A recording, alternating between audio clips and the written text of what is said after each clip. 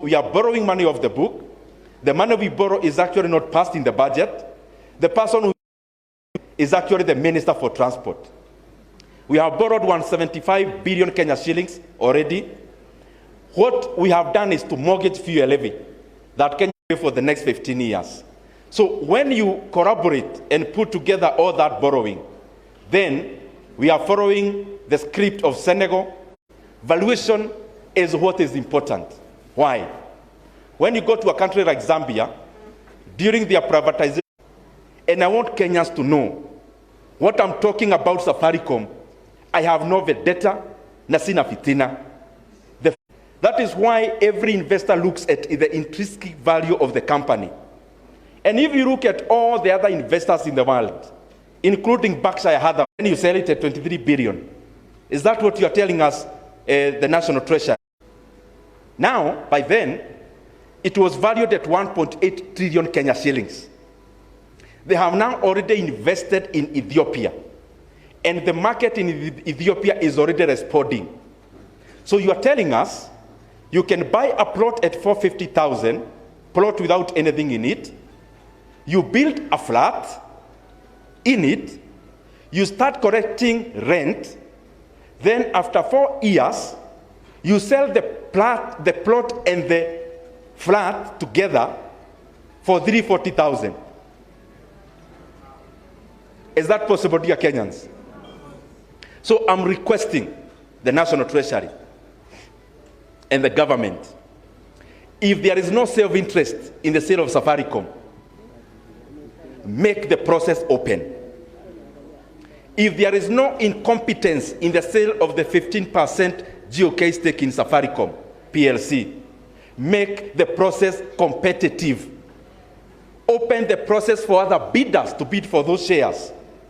Let the current buyer bid. Let another telco bid. Give Kenyans a chance to bid. Give Kenyan funds a chance to bid, because we are going to realize better value for that stake when we open it up for all Kenyans and every other buyer to bid and buy. And as I say this, I am challenging again my brother, Honorable Bandi. I have information more than the one I can talk to you now here. If they are confident, you know, I am seeing them talking about market prices. Market prices, market prices. Now, US government, you already come in public earlier this year. As the National Treasury, if you look at some of the interviews the CS for the National Treasury has done on TV, he has been on TV saying, we are very desperate. We need to raise money. You've already sent a signal to any buyer that you are desperate.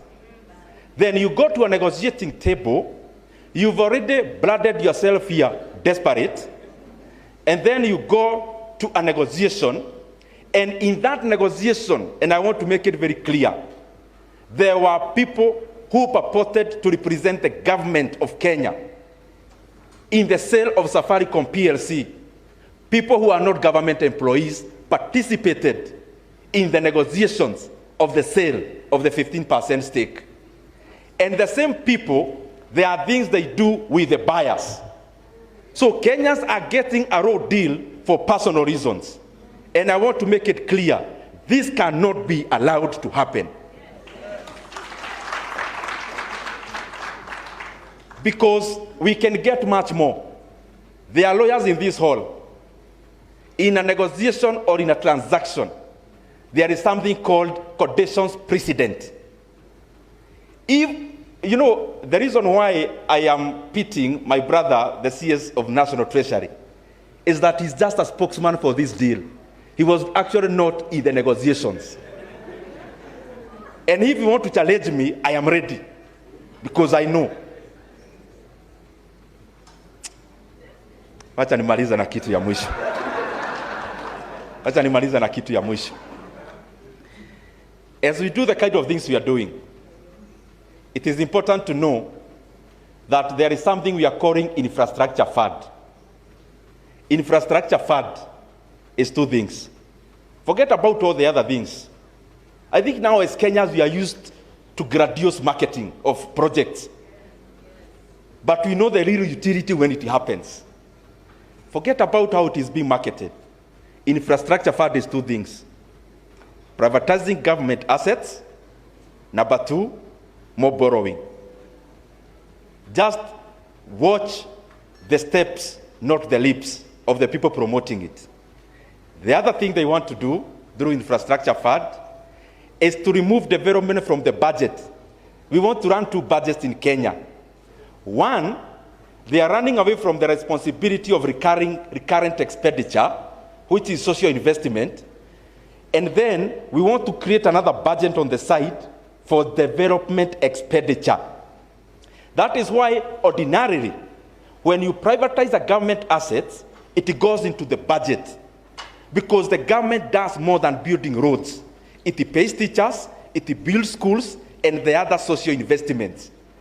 Now, the government wants to run away from the social investments, create an infrastructure fund to privatize more, but after privatizing, to use that money to borrow more. So the plans of the National Treasury, they've already securitized fuel levy, which is collecting fuel levy in advance. 175 billion taken, in the process of another 175 billion. Second thing is sports fund, already securitized 44.5 billion Kenya shillings loan, which you are paying 100 billion Kenya shillings in interest rate alone. They're in the process, listen to this, of securitizing your housing levy. And me, I don't talk things just for the sake of talking. They are now in the process of collecting your housing levy now, to use it now. You give political clubs now, but the burden is in the future. So my question has been, including in this Safaricom sale, and sorry I've talked very fast to cover a lot. You are going to the negotiations, take dividends in advance, give a 15 billion discount on the dividend alone, and I'm asking, kwani Kenya inaenda wapi?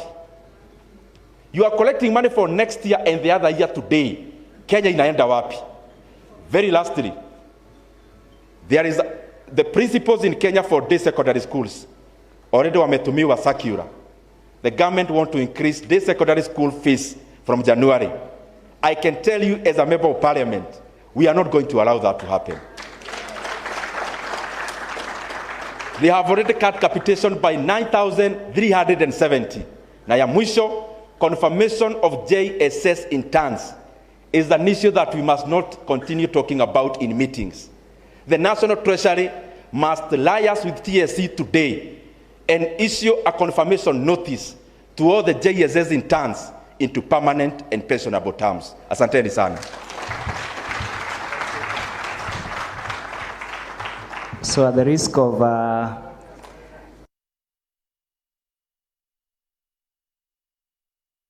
saying a lot and not cutting you kindly, it's not being disrespectful. Really, these conversations can go on, but we have quite a line that we will pass our break time in respect of the speakers. So I want to just give a guidance. So next on stage, we have 4 speakers that are left.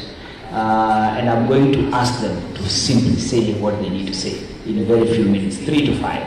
So next we are going to have Honorable Karoli Omondi, who is the MP for Suba South.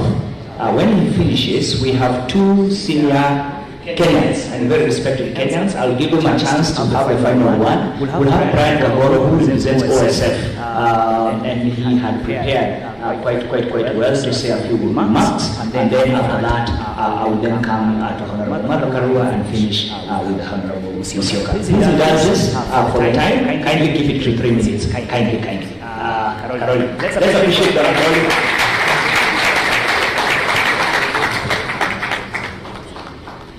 Thank you very much, but 3 minutes will be difficult after the mood my friend Honorable Ndindi has set in the house. Your Excellency Stephen Kalonzo, musyoka, welcome. Honorable Martha Karua, welcome. Ladies and gentlemen, good afternoon. I stand to speak not as a member of Parliament for Suba South, but as the chair of Constitutional Implementation Oversight Committee of the National Assembly. I think the rubric of the discussion we have had today is by one word, accountability. So maybe you'd like to hear from me what as CIOC we are doing to enhance accountability. It's quite unfortunate that the Auditor General has left, but I wanted to congratulate her and assure of our support as a committee, because we think together with the Controller of Budget, we have two fine ladies doing very good work for the Republic of Kenya. As a committee, we've noted about 4 issues that really affect the accountability institutions. Those are the Chapter 15 institutions. We have 10 constitutional commissions and 2 independent offices. One is limited funding for constitutional offices and independent offices, these constitutional commissions. The lack of funding is actually affecting the ability to get sufficient and quality staff, but also limiting their activities. Article 249, sub-article 3 of our Constitution says that Parliament shall allocate adequate resources to these offices and that their budgets shall be separate votes. What we have realized in the budget making process, these constitutional committees, constitutional institutions and the independent offices are lumped under sector working groups, which have ceilings and which in the long run affects the monetary allocations to these constitutional commissions. So to give them adequate funding and to make them independent, we have recommended and we have tabled a report. I've tabled 4 reports in 4 months since I became chair before the House. One of the recommendations is that in the budget making process, we take out the accountability institutions from sector working groups so that their budget lines are independent and that they are not starved of money. That is one that we have recommended. The second thing we have noticed is weak implementation of their recommendations, like the Auditor General said. Last week, I did present another report, which is now going to be tied to the implementation committee, about how to actualize the recommendations of accountability institutions that they make to the House, so that their implementations, their recommendations, observations can be turned into actions that improve accountability in our country. We have also noted that there's a lot of interference in the constitution of these commissions, in the way the members are being appointed. I did participate in the original recruitment for the 10 constitutional commissions over 10 years ago. But today, what we have noticed is a lot of recycling of politicians into these commissions. And I think there's a problem there. So we are trying to change the law to make sure if I lose my seat, my first port of call is not a constitutional commission, so that we keep the rigorous recruitment process and independence of the members who go there. Because you see clearly there are cases of trade-offs where a politician is put into a commission as a trade-off that his supporters may vote for somebody. I mean, you saw that recently, even in the by-election that we have, if you are keen. So we are trying to deal with that issue. The final difficulty we have seen is executive overreach into the operations of these commissions. A good example was the thing that was created for compensation of victims of post-election violence, which the court declared constitutional. That is the work of an existing constitutional commission, and that work should be left there. There have also been some proposals we have done to the PFM Act, which are supposed to enhance equity and accountability. There's already on the floor of the House a proposed amendment to the Public Finance Act that will create a sub-article. You remember when the budget is being prepared, especially on the side of expenditure, members of parliament don't have a summary of where the expenditures are going. So you have to keep looking for addendums, annexures, and the rest of them. We are now proposing that in the PFM Act, the Treasury, as well as the Parliamentary Budget Office, will review annual estimates to ensure that their form and content contain a sector-wide informative summary of the development projects proposed per sub-county in terms of the administrative units. So that if the Ministry of Roads come to Parliament and say we have budgeted 200 billion for new roadworks, they will break it down to the sub-counties. So you can clearly see how it has been divided across the entire Republic. Whether it is Ministry of Water, whether it is Ministry of Energy. In other words, if you see the development mosaic of Kenya, there's been over-concentration in certain areas to the detriment of other areas. This is supposed to deal with equity. And the other proposal, which is the final one before I talk about something else, to the PFM Act, is where we are proposing that for shareable revenue that will be going to counties, we want it to be modeled on something most of the civil society don't like, but which is the only fund which is working in this republic, which is called the NGCDF. We want to be modeled on something very simple. 30% of the shareable revenue to counties will be ring-fenced for recurrent expenditure. The other balance of 70 will be distributed to counties based on specific project lines with codes, so that there'll never be any pending bills when the money goes to the counties. They'll not present a budget for health, but when they receive the money, they take the funding to funerals and hiring cheering crowds, as they do. So we will ring-fence development expenditure on the shareable revenue of county governments. Those are the kind of accountability measures we are trying to institute as a committee. But finally, let me also say one or two things about the Safaricom issue and give some historical perspectives that many people may not know. I want to start with just comparing the government proposal of divestiture from Safaricom and that of Kenya Pipeline. And because IMF and the World Bank are here, that's why I've chosen to speak about it, so that they may interrogate these things further, because they have a hand in this. The KPC divestiture program is on the basis of an initial public offering. The Safaricom one is on the basis of enhanced strategic sale. These two models of sale are supposed to deal with different requirements. The Kenya Pipeline should, in my view, have been sold on the basis of strategic sale, so as to get a strategic investor with the wherewithal, financial wherewithal, and technical know-how to create new business streams for Kenya Pipeline. To, in other words, reticulate gas. For example, put a pipeline for gas from Mombasa to Nairobi to the rest of the country and reticulate gas into buildings. That requires a lot of investments, that you need an expert to do that, somebody in that sector. Why am I raising this? Because I will explain to you why the option that has been chosen presents opportunity for state capture. Kenya Pipeline, we should have extended the pipeline into Burundi, Rwanda, Uganda. We've lost that opportunity. We only have Southern Sudan and Ethiopia. The Nairobi Stock Exchange cannot marshal enough resources to give to Kenya Pipeline to reticulate gas, to do a gas pipeline, to go into other lines of business, and to extend to Southern Sudan and Ethiopia. So there's a problem by that choice. And IMF and World Bank, I request you hear us. On the Safaricom issue, we already have a strategic partner, which is Vodafone. So why, in a country where only 1% of the population have access to 78% of our financial resources, why would we concentrate more of that resource into Vodafone hands instead of democratizing ownership of Safaricom through the Nairobi Stock Exchange to most people, so that Kenyans can deal with that inequality? Now, this is because of the original sin of Safaricom.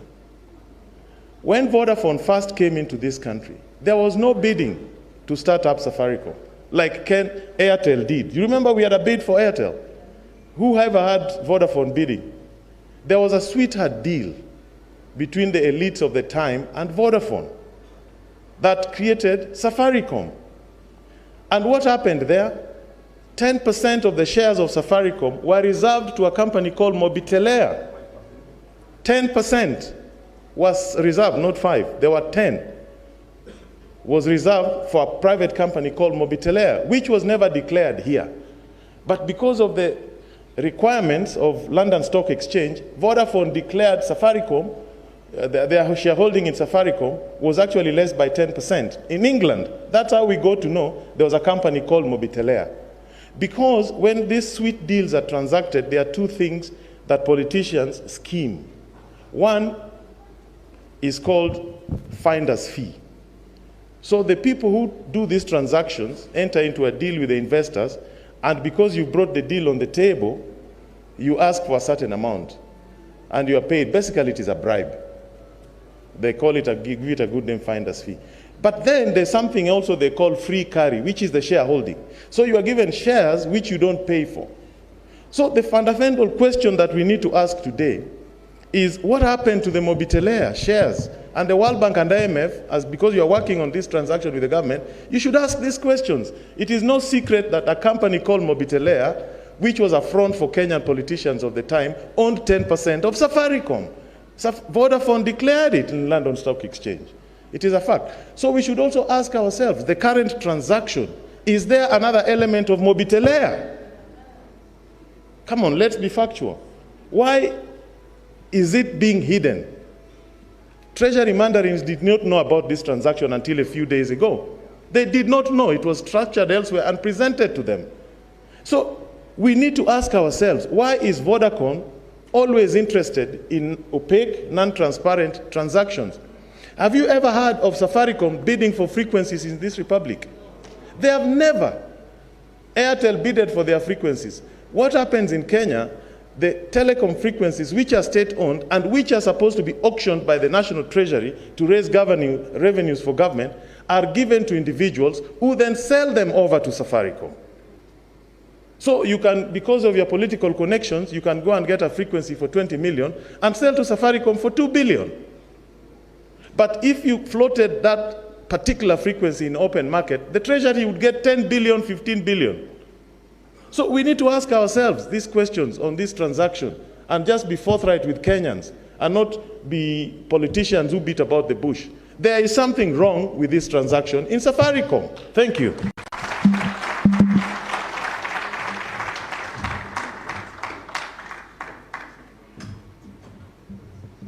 I was warming up to go for lunch as a peaceful Kenyan. Now I'm worried the food might not get to my stomach. Good. Brian. Brian Kagoro is a Zimbabwean, but more importantly, a very strong Pan-Africanist who has been engaging in many matters. I have listened to him, and every time I listen to him, I want to stand up on my table and act. I want to invite you. Unfortunately, I have to again cut your presentation, not significantly, but to some portion. Appreciate Brian Kagoro. I got a warning from a Gen Z at the back. They told me it's 3 minutes or thereabouts. Honorable Mother Karua, I have always known you to be a law-abiding citizen, but the company you are in is this side. Yeah, I will assume they need legal representation. Friends, our countries have become crime scenes, and we are witnesses at the crime scene, and unfortunately, the crime has direct consequences on our well-being, our welfare. I wish that the description of the several conduits through which money is looted from the state that are in the report were describing a utopian country elsewhere far from us, but unfortunately it's describing a reality. But it's a reality that must be appreciated in the context of the unemployment statistics, a reality that must be appreciated in the context of the number of Kenyans who go to bed without a meal every day or having had only one meal. It's a reality that must be appreciated in the context of the number of women who are dying without access to appropriate medical care and the number of poor citizens who are dying without access to medication, or the number of people whose livestock, whose life's work is destroyed because annually they are open to the vagaries of very hostile weather, which is impelled by greed at a global level.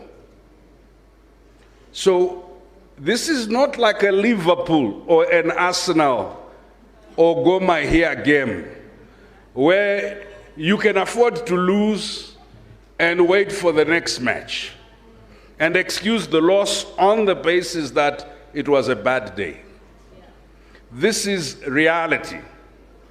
Let me put it this way, to quote a friend of mine who said to me, Brian, an average African child who is not yet born is already indebted to the tune of 75,000 US dollars because present generations and generations before of politicians were wise enough to take debts in their names in order to either build white elephants or for their primitive accumulation, conspicuous consumption, the things that make them look good, the big cars, the big houses, and etc., all borrowed in the name of children who are not yet born. So the debt of this country must be appreciated as an obligation spread on your heads. At some stage, as we saw in Sri Lanka and we have seen elsewhere, the creditors will come and take ports, take institutions, because they are owed. So this is not a Goma here match. We're not describing a bad game.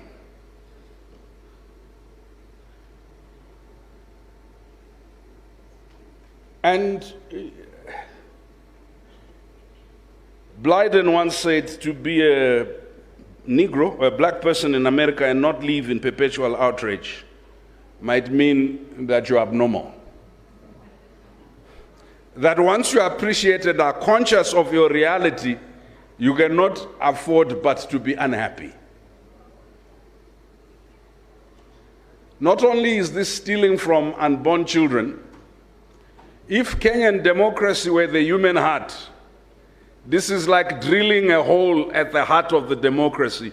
It really doesn't matter who else will come into power. They will have to deal with the hole that you have drilled at the heart of the democracy. There will not be enough in the coffers to pay for roads, to pay for basic amenities. There will not be enough to fix the water problem. There will not be enough to fix the problem in the slums. There will not be enough to fix the problem of unemployment. Why? Because somebody took the drilling machine and kept drilling and drilling and drilling and drilling. So, you know, before there was enough country maybe and enough money for people to steal, and we could talk about how much they were stealing.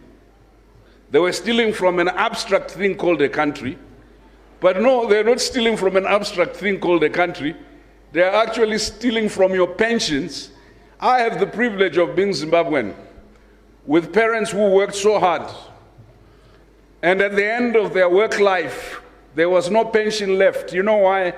Somebody was drilling and drilling and drilling at the very heart of the economy and of democracy.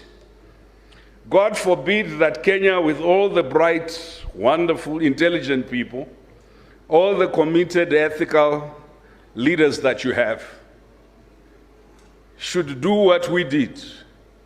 We were very eloquent in describing the problem of graft. We even joined our cousins in South Africa to describe this problem of state capture.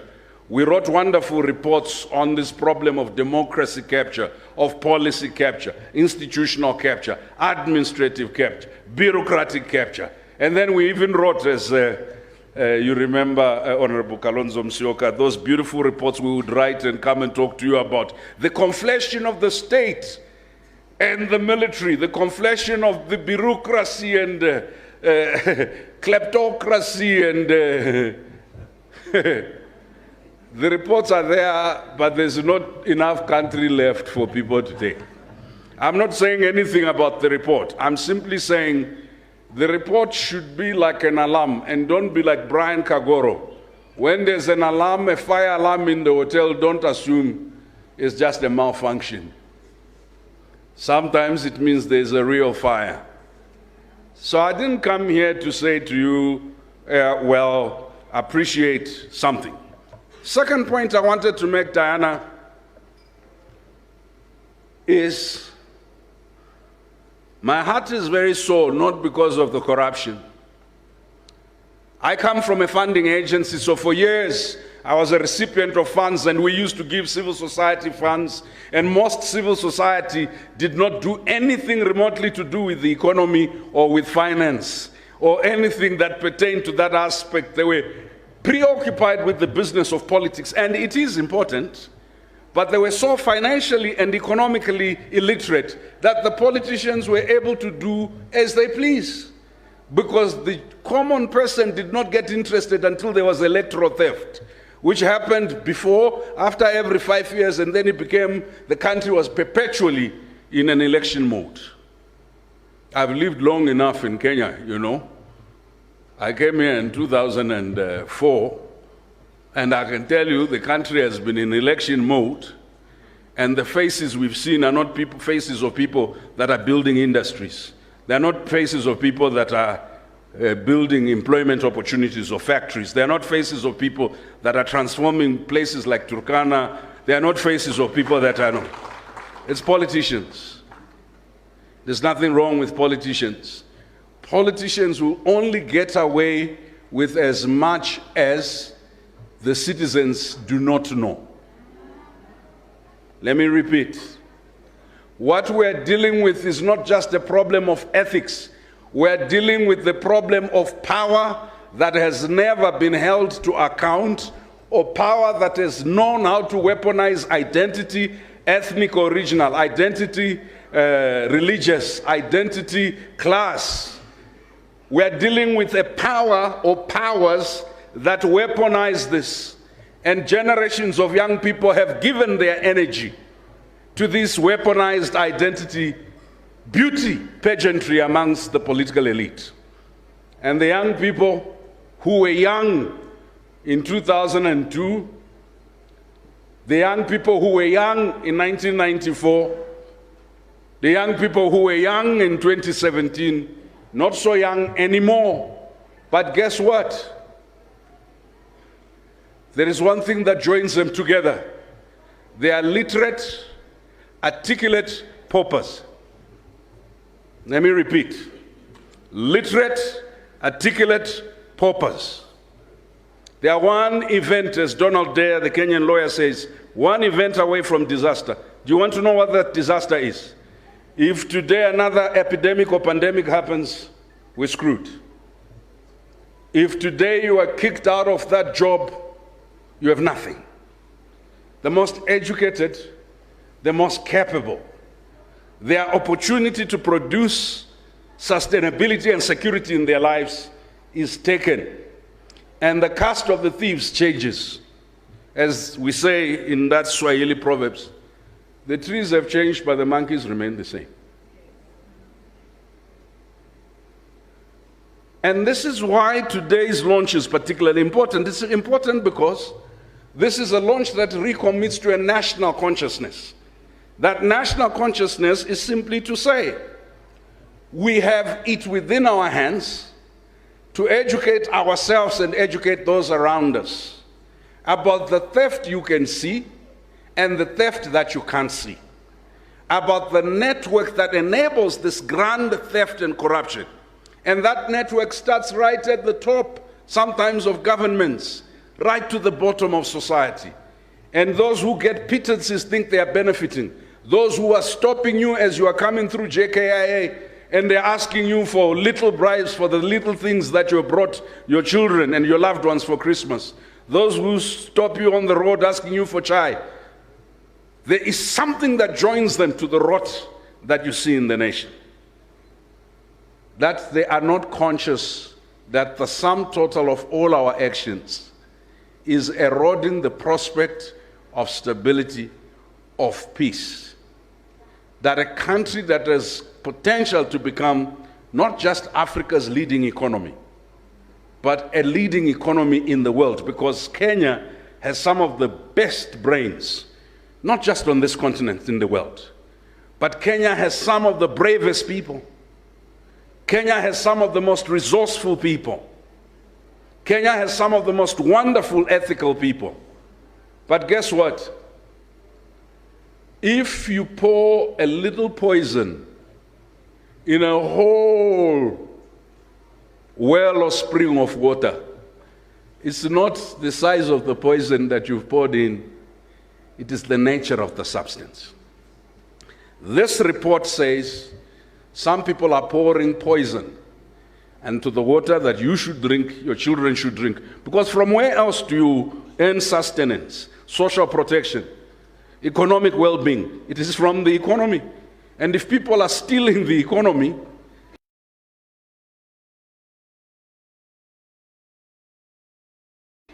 where else do they expect? You don't have a spare economy. At the risk of repeating all the things that you have heard that are in the report, I came just to remind you, the courage to stand up for what you believe is called bravery. But the courage to see and believe in what you can become and fight for the ideal is called imagination. This country requires a combination of bravery or courage and imagination. That's the only way we can save economies from thieves and save the thieves from themselves. Thank you.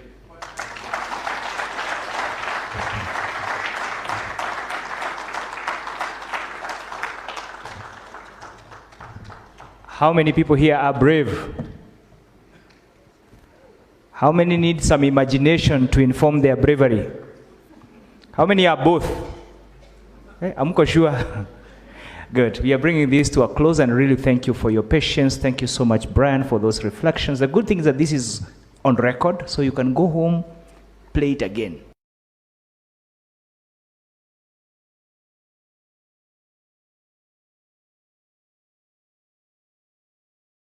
You know, play it again, listen, play it with your friends, share it with your friends.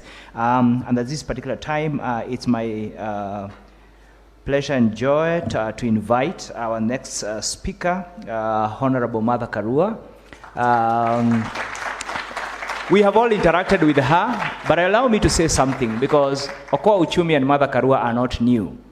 In the run to the 2022 elections, we had the privilege of presenting some of these issues to you, you remember, as a running mate of Azimio campaign and coalition.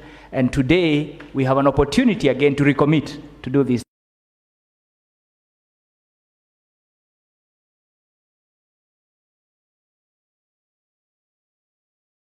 things. Martha Karua, let's appreciate her.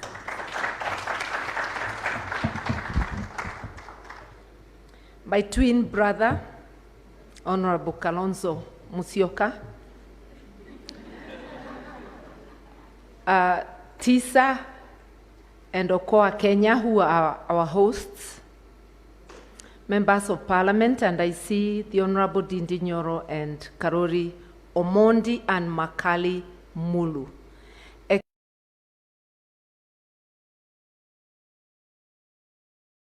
Excellencies, ladies and gentlemen, I'll ride on the protocols already established. I'm going to be very brief, and I'm going to request that if my twin brother sees me walk off as he talks, it's not in protest, it's because I'm running late. I want to first start by congratulating TISA and Okoa Kenya, Okoa Uchumi, not Okoa Kenya, because of the report and of the work over the years, helping us to get a grasp of what goes on, teaching us that talking about the economy is not rocket science. It's the things that are happening to you. Because even inside Parliament, and the members of Parliament know it, when it's the budget, most members will lose interest, go about their business, and believe that only economists can discuss the subject. This is just about how you manage your finances at home, but now they are being managed at a higher level to cover the country. It's the difference between micro and the macro level. So having said that, I have only 3 or 4 points. following the presentation. The first one, what I got, each one of us has a role to play. Each one of us must use their agency as a citizen. And if you are standing in a space like Parliament, use also your agency as a member of Parliament. If you are standing in a position of authority, whether in Treasury or any other place, use your agency. If you are in civil society, use your agency as well, so that together we can push back. We are under threat.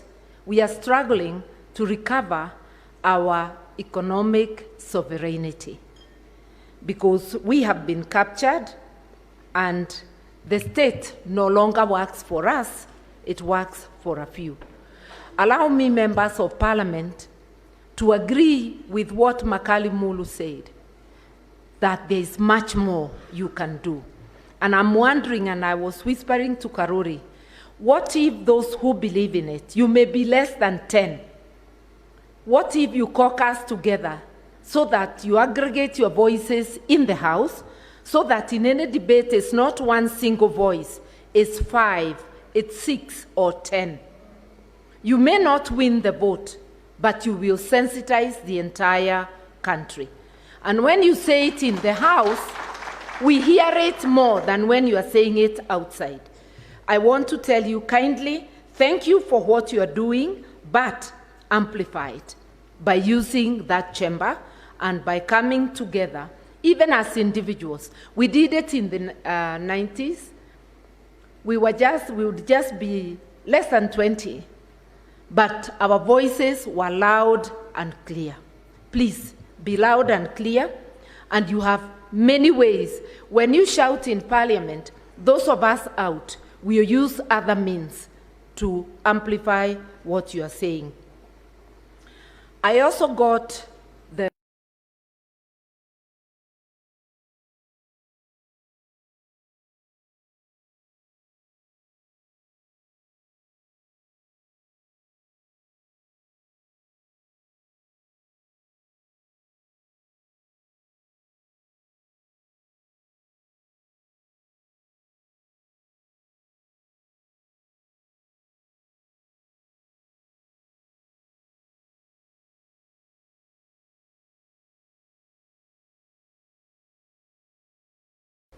the truth that the fight about accountability is a fight about justice.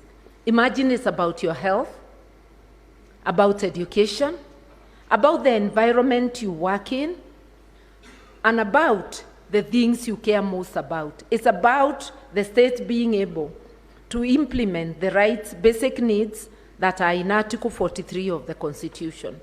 About our partners, the IMF and World Bank are banks, just like your banks. It's just that they are world institutions, they are global institutions.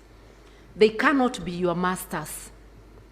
You enter into engagement with them. But a thieving government, a thieving regime will not negotiate seated. They will be kneeling.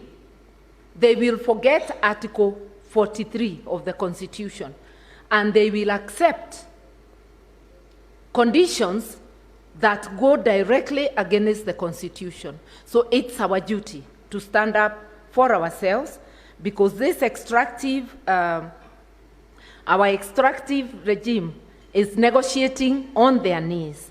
But we want also these partners to note, you talk about governance and accountability.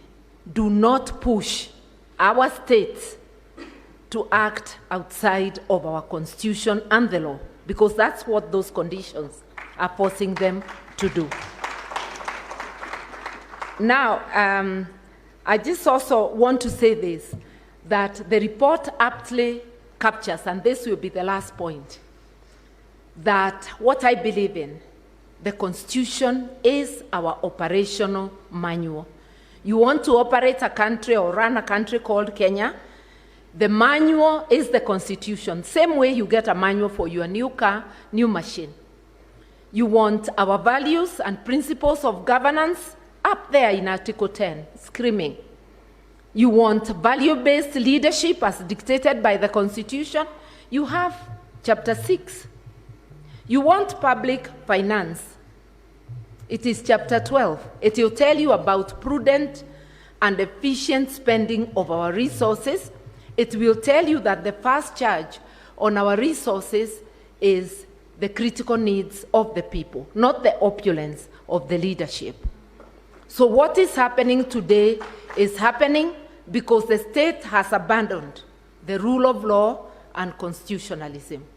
Together, we must defeat this. Having said I'm a standing president, I must say one last thing. This is now the very last. The other one was the last. No, I'm serious. It's the very last. That what we need is a just economy that works for everyone.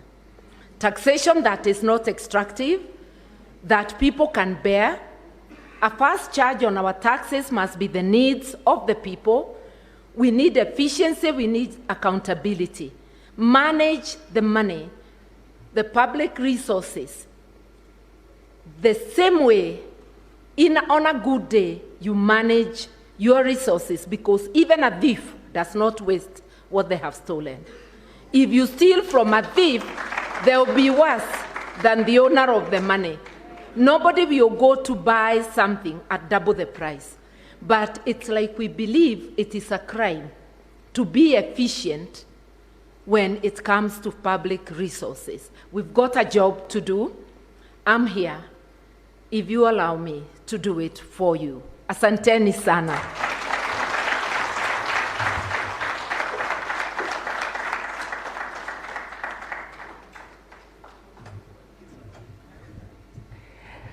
Thank you so much. And now, without further ado, I also want to invite Honorable Stephen Kalonzo Musyoka. Again, needs no introduction, has been around the block for, I think he's been a member of parliament for as long as some people have been born in this hall of Mwingi. That might be true, actually, yes.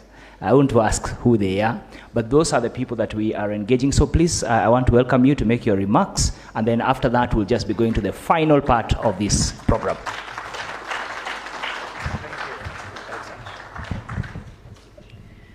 Wow. What a day. I wish this people's audit could be on daily circulation, from hustle to hardship. Now, friends and ladies and gentlemen, riding again on the protocols already established, my twin sister, you are very free to leave. I think you should have ended by saying, rather than asking them to give you the responsibility, use the plural, give us. Because we are a team. A very good afternoon. I had come late because I'd asked Dr. Makali Mulu, and I'm happy that speakers have quoted their wonderful remarks. Allow me to place some of these things on record, because I consider this so historic, so important, that indeed it is an occasion for both celebration of a combination, as we heard from Brian, of imagination and bravery. Let me begin by thanking Tisha and the Okoa Uchumi campaign. I don't blame Mother. We were in Okoa, Kenya together. We continue to go Okoa, Kenya, but this time we are changing tact. It is liberation time. It is ukombozi time. We're going beyond kuokoa to kukomboa. And all the partners, including our development partners, who have made it today possible. Your presence here speaks to the weight of this moment for our country. I also want to appreciate the speakers who have guided us through the key issues raised in this report. Makali Mulu, again, you're there to receive it on me. I can't wait to get a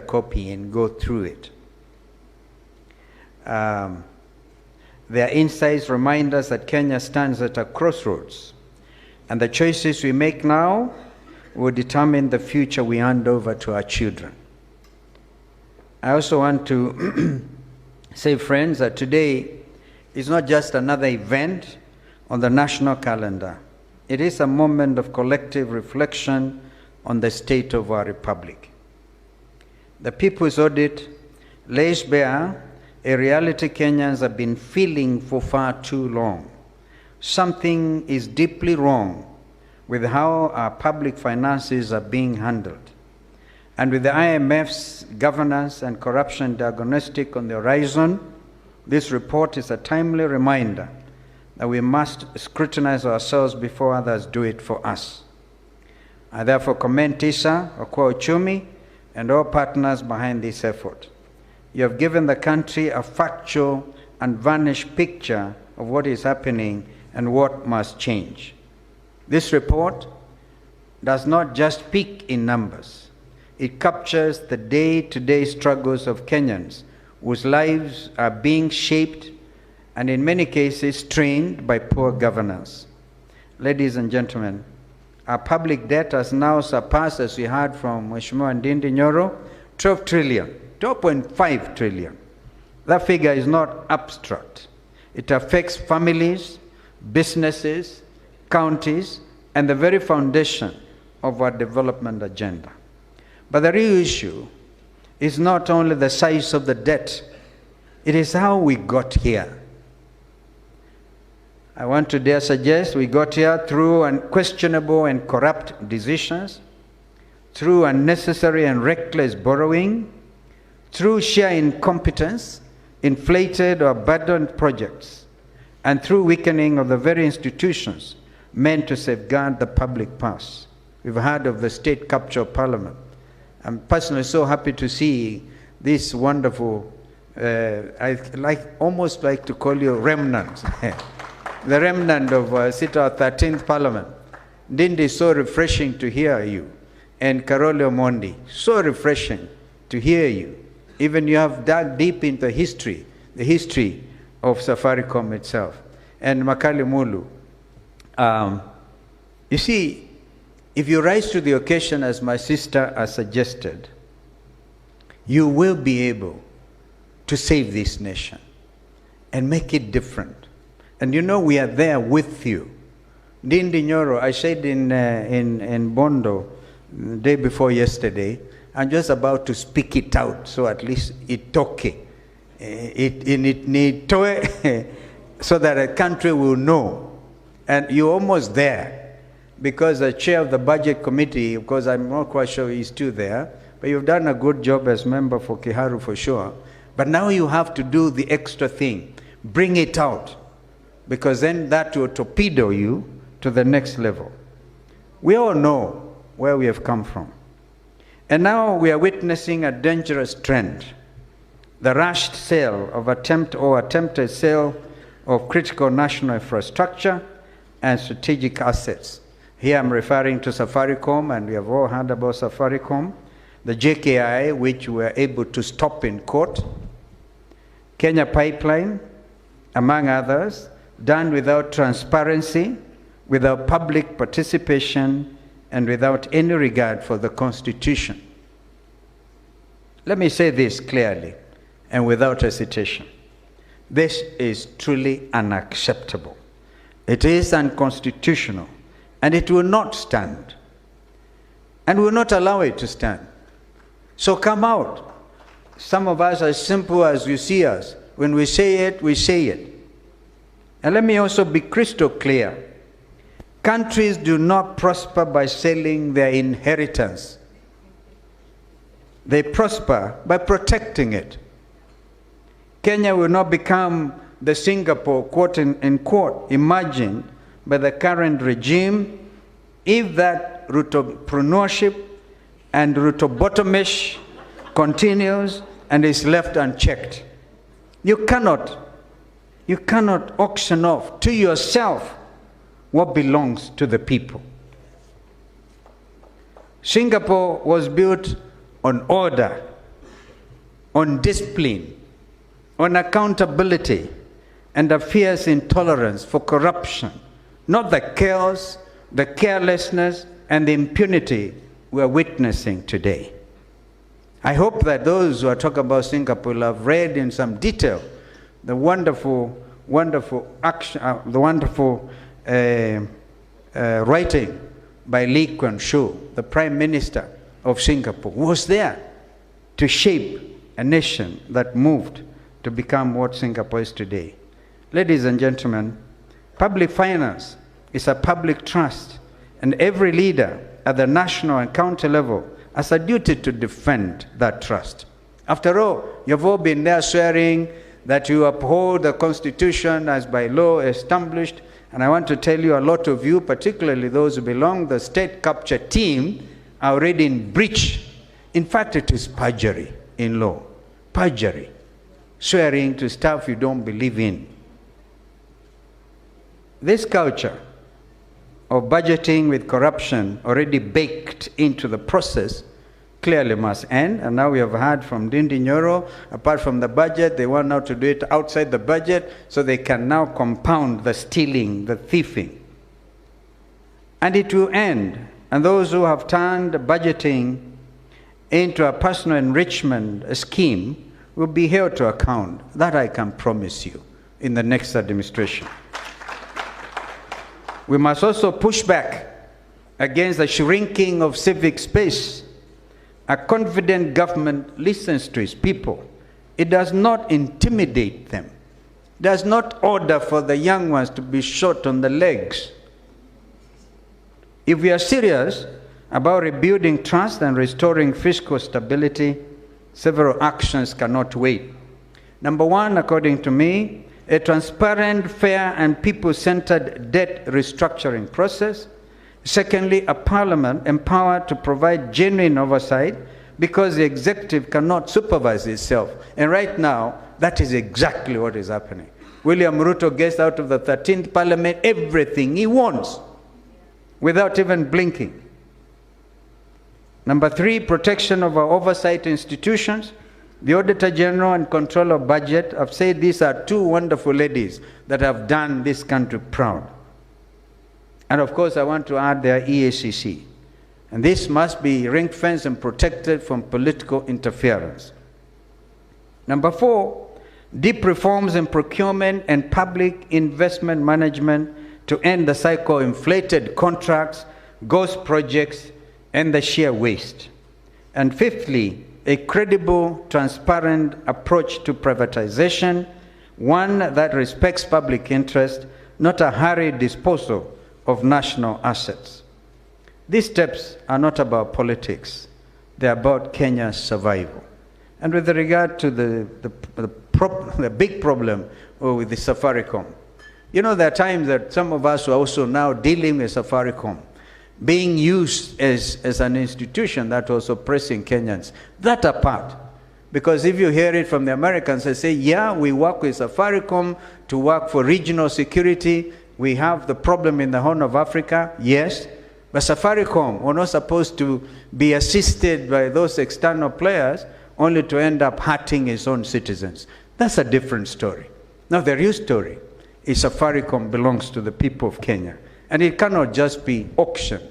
The share, and Ndindi Nyolo, I know that I think I used to read that you're one of the majority shares at Kenya Power and Lighting.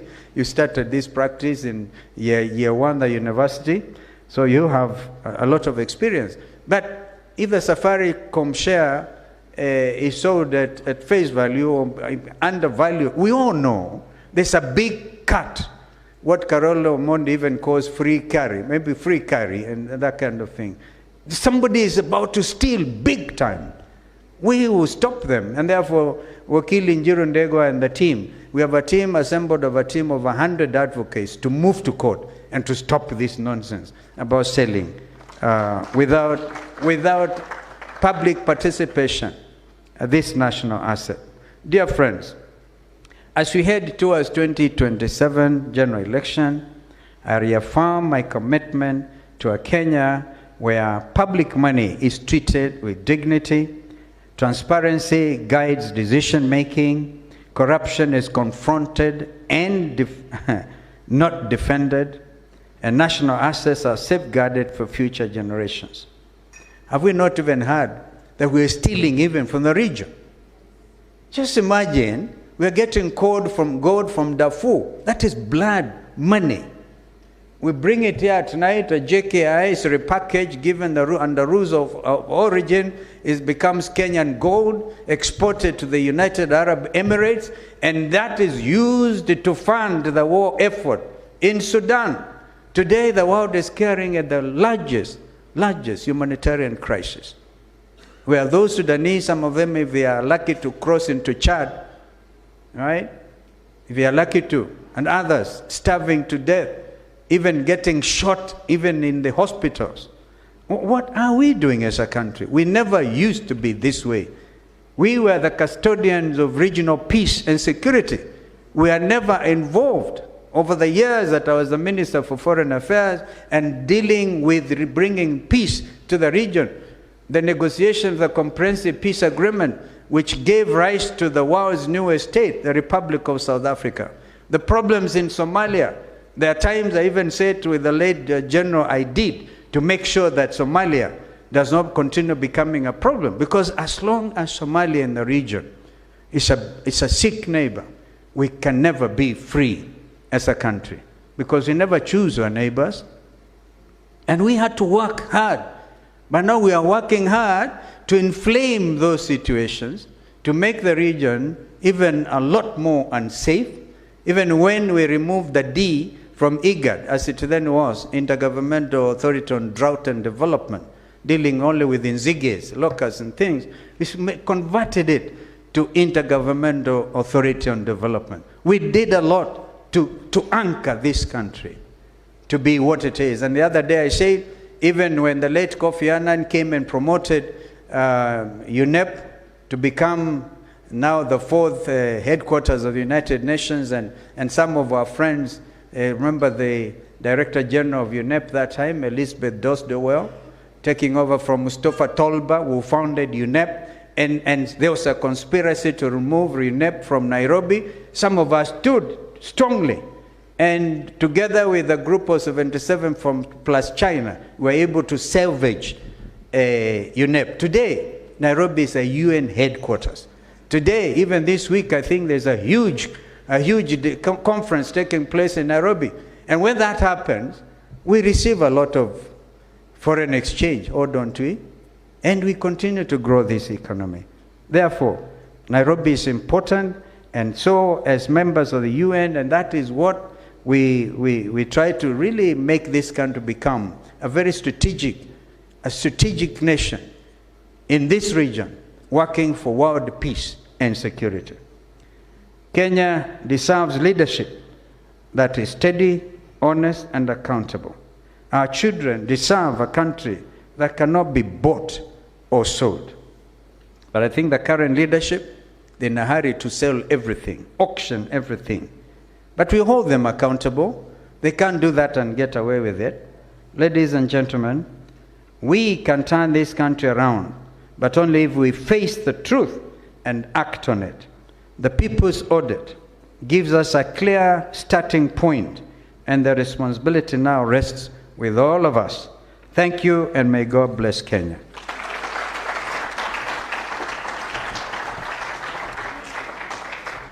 I'm going to invite Sheila to also come and pass the report to Honorable Kalonzo Musyoka before he steps down, just as we are done with the rest of those who were here earlier. And just move slightly there.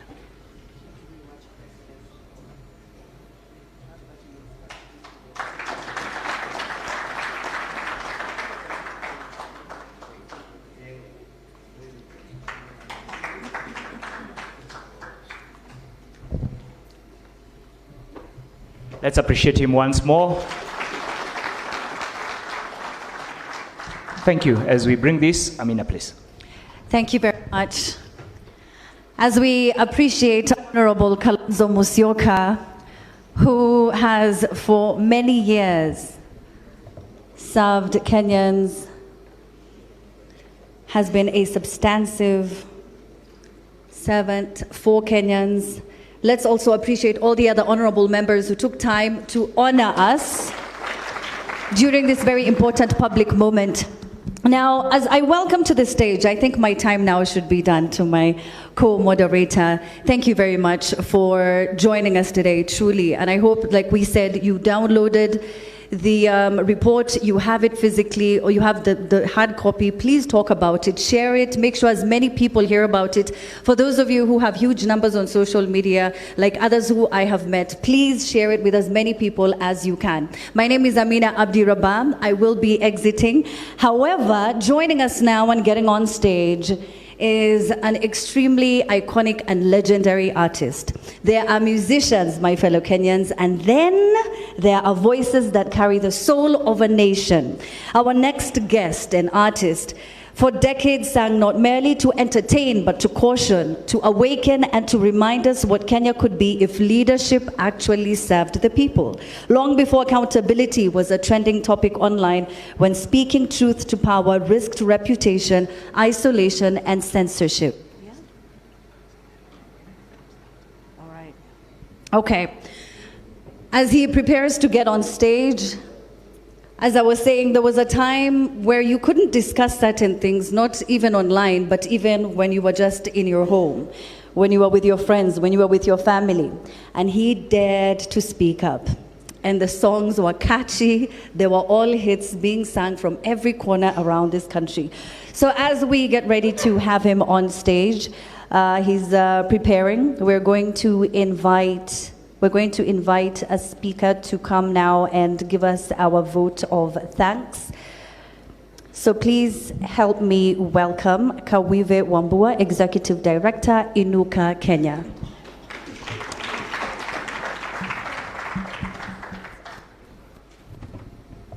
Thank you so much. My name is Dr. Kawive Wambua, and I want to take this moment to do three things. Number one is to thank all of you, and especially there are some gentlemen and ladies at the back who are outside the room. I would like them to come back in, because after this we're going to get a session for everyone. So I want to thank you all for coming.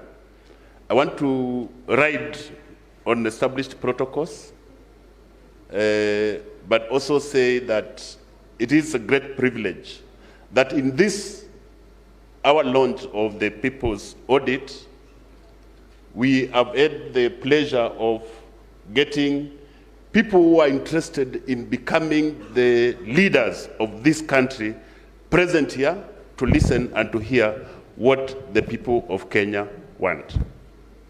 Jipigieni makofi kwa sababu ya kuja. And we are hoping Honorable Kalonzo, Honorable Karua, and members of parliament present here, amjakuja hapa kufurahi ama kujionyesha. Mmekuja hapa kusikiza na mmesikia, and when you go out there to ask for votes to lead this country, this will be the message. Okoa uchumi ya nini? Ya Kenya. Okoa uchumi ya wapi?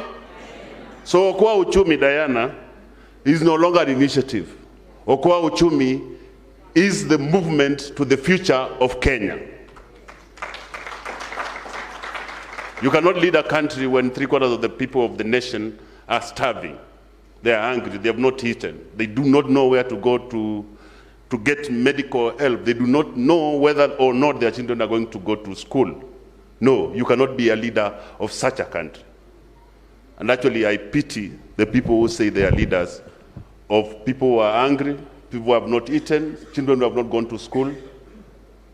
We should ask for, in my community, we do cleansing ceremonies. You cleanse them because they have a sin. No, there's no other way of saying it. And this cleansing is about finding the correct path, the path for liberation of this country. For the people who have spoken here, from the World Bank, and you know, the gentleman from the World Bank said very courageous things. And he told me he advises the government. It therefore means that the government has no ears. Because he was really brilliant, right? Even when he spoke. And from the IMF, who are doing a diagnostic, and we have said We have said to the IMF, I know we were polite earlier, but we told them, do not go and create an officialist document. Copy and paste what we have here. And then the last thing that I'm going to say, which is the fourth thing, is that this people's audit, this document must be the Bible for economic and political rejuvenation of our nation. And all of us must be ready to take that road and go to make Kenya a better country. So at this point, please, on the behalf of the institutions of, that form Okoa Uchumi Coalition, and on the behalf of the civil society sector, which has basically been struggling with how do we hold everyone to account. I want to thank you all and to say this launch is not an event. This launch is the beginning of a conversation. The conversation that has become today a national conversation on getting the soul of our nation back. Thank you very much, and God bless you all.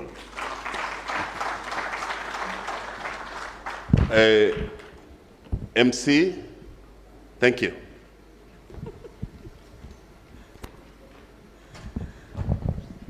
Okay. MC is back. MC is back. I was fat. Oh, wait, actually, yes, you should come. You should. I had already said bye. But thank you very much. Let's appreciate it one more time. And we hope you all feel very appreciated and seen. It gives me great, immense pleasure to welcome an artist who I admire, who I respect, whose music is patriotism without performance, courage without applause, and love for his country without any compromise. Please join me in welcoming the iconic Eric Wainaina.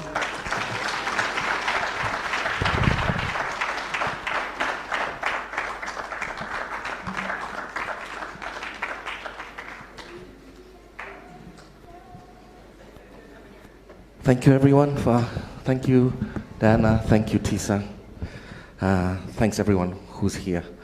I just would like to reiterate, the country that we want is a country where elected officials and civil servants do not own private businesses, cannot profit from private endeavor. Let's agree on a good salary, pays them well, houses them, educates their children all the way to university, gives them a pension. But the moment they walk into their offices, they know that they're working for the Kenya people. If we can't do that, ladies and gentlemen, and that's how we started, but in '74, I think it was, when the Degwa report, the recommendations happened then, we started moving backwards and we haven't looked forward ever since. But we live in a country where we feel like we want our leaders to drive big cars. We feel that somehow, vicariously, we are living through them if they are wealthy.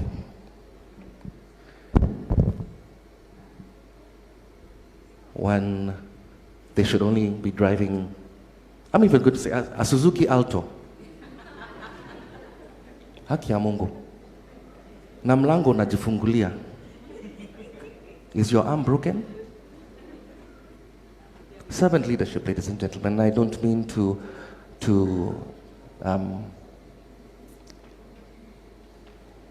yes, servant leadership, ladies and gentlemen. There's a sound of a train in the distance, but it won't go beyond this point. There's a rumbling in the bellies of the young men and women. They've got plans, they've got dreams, they've got visions. They are up to their chins in the status quo. And the status quo, I tell you, man, is smelly. So they tear up the railroad in desperation. And that's all that we're told on the television. It's revolution time. It's a solution time. It's a moving time. Wake up, we're losing time. We want to see the fruits in time. We want to heal the wounds in time. Don't you sleep, it's awakening time. It's revolution time. Should we shrug our shoulders in indifference? Should we sit there and suck our teeth? Throw up our hands in surrender and take our position on the fences. We cannot sit down when the ground is shaking, trembling from below, the earth is breaking. It's time to put on our uniforms and sign up for the revolution. It's revolution time. It's a solution time. It's a moving time. Wake up, we're losing time. We want to see the fruits in time. We want to heal the wounds in time. Don't you sleep, it's awakening time. It's revolution time.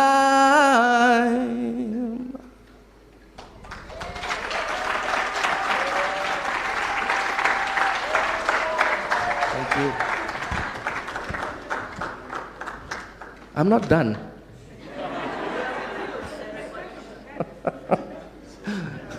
Thank you so much. Take your seats. Okay, let's go. Some of you might know this next song. Please feel free to sing along. Go for it.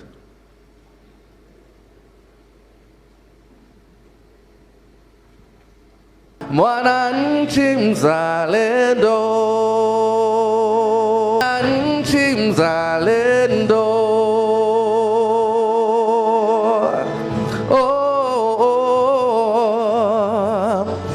wajibu wetu ni kuishi kwa upendo, kutoka ziwa mpaka pwani, kaskazini na kusini.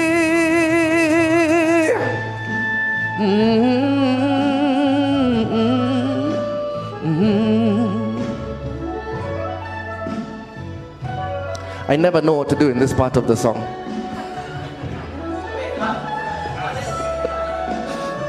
We can just sway.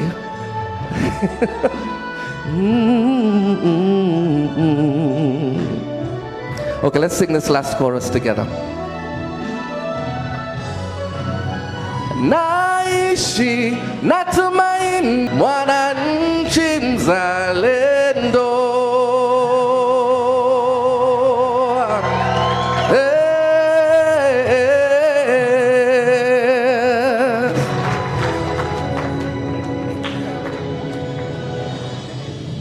Kijani ni ya ardhi, nyeupe ya amani, daima mimi Mkenya, mwananchi mzalendo.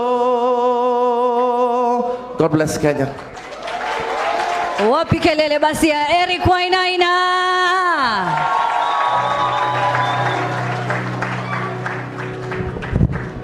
Thank you so much. You can have your seat for just a second. Wow, what a good way to end the morning, the afternoon. Daima mimi ni Mkenya, mwananchi mzalendo.